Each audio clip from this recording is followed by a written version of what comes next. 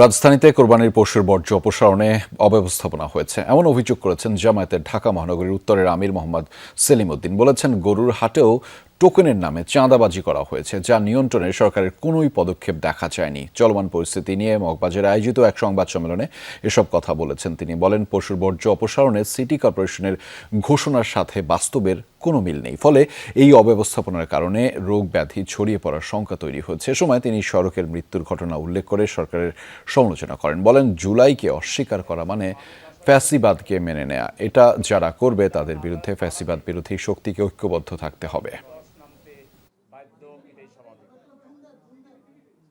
আপনারা জানেন যে চালনায় শতভাগ স্বচ্ছতা নিয়ম নীতির তোয়াক্কা না করে ঢাকা উত্তরের কোথাও কোথাও জোরপূর্বক হাট বসিয়ে জনগণকে জিম্মি করা হয়েছিল। পরিসংখ্যানে দেখা গেছে মূল সড়কগুলো দ্রুত পরিষ্কার হলো ঢাকা উত্তরের অভ্যন্তরীণ গলি এবং সেকেন্ডারি ট্রান্সফার সেন্টারগুলোর আশপাশের প্রায় 40 এলাকায় 3 থেকে 4 দিন পর্যন্ত আজকে পর্যন্ত দুর্গন্ধ মামলা ও ময়লা পানি জমে আছে।